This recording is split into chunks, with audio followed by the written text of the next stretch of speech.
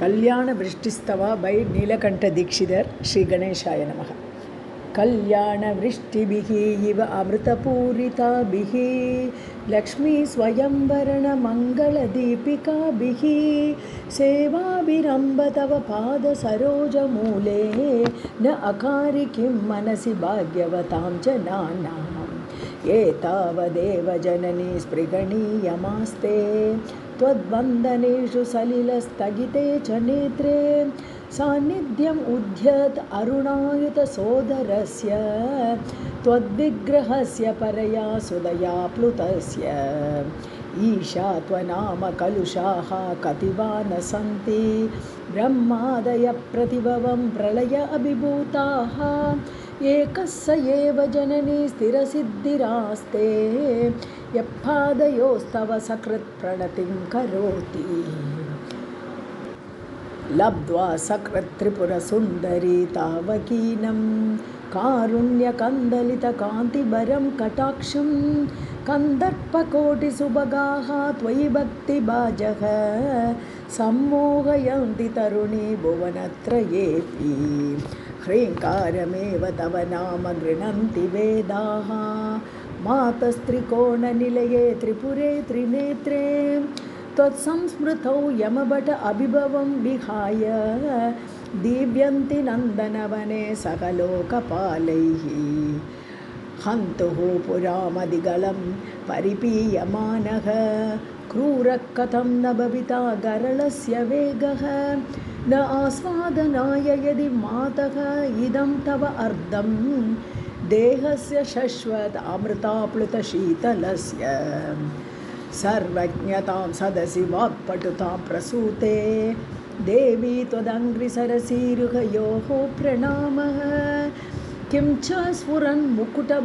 मुकुटम् उज्ज्वलम् आतपत्रं द्वे चामरे च महतीं वसुधां ददाति कल्पद्रुमैः अभिमतप्रतिभापादनेषु कारुण्यवारिधिभिः अम्ब भवत्कटाक्षैः आलोकय त्रिपुरसुन्दरी मामनाथं त्वय्येव भक्तिभरिदं त्वयि बद्धतृष्णं हन्त इतरेषु अपि मनांसि निधाय च अन्ये भक्तिं वहन्ति किल पामरदैवतेषु स्वामेव देवी मनसा समनुस्मरामि त्वामेव देवी मनसा समनुस्मरामि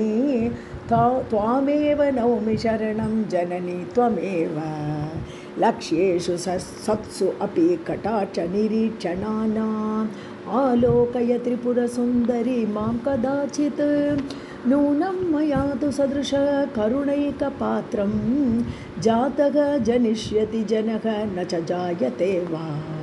ह्रीं ह्रीमिति प्रतिदिनं जपतां तव आख्यां किं नाम दुर्लभमिह त्रिपुर अधिवासे मालाकिरीटमदवारणमाननीयाः तान् सेवते वसुमती स्वयमेव लक्ष्मीः सम्पत्कराणि सकलेन्द्रियनन्दनानि साम्राजदाननिरतानि सरोरुहाक्षि त्वद्वन्दनानि दुरिताहरणोद्यतानि मामेव मातः अनिशं कलयन्तु नान्यं कल्प उपसंहृतिषु कल्पितताण्डवस्य देवस्य कण्डपरशोः परभैरवस्य पाश अंकुश ऐच्छव शरासन पुष्पबाणा सा साक्षिणी विजयते तव मूर्तिरेका लग्नं सदा भवतु मातः इदं तव अर्धं तेजपरं बहुलकुङ्कुमपङ्कशोणं भास्वत्किरीटमृतांशु कलावतंसं मध्ये त्रिकोणनिलयं परम अमृत आर्द्रम् ह्रीङ्कारमेव तव नाम तदेव रूपं त्वन्नाम दुर्लभमिह त्रिपुरे गृह्णन्ति त्वत्तेजसा परिणतं वियदादिभूतं सौख्यं तनोति सरसीरुह संभवा देहे ह्रीङ्कारत्रयसम्पुटेन मकथा मन्त्रेण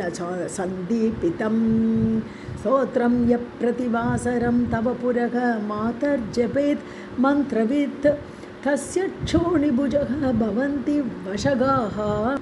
लक्ष्मीचिरस्थायिनी वाणी निर्मलसूक्तिभारभरिता जागर्ति दीर्घं वयः इति श्रीमत्परमहंस परिव्राजक आचार्यस्य श्रीगोविन्द भगवत्पूज्य पादशिष्यस्य श्रीमच्छङ्कर भगवतः कृतौ कल्याणवृष्टिस्तवः सम्पूर्णः।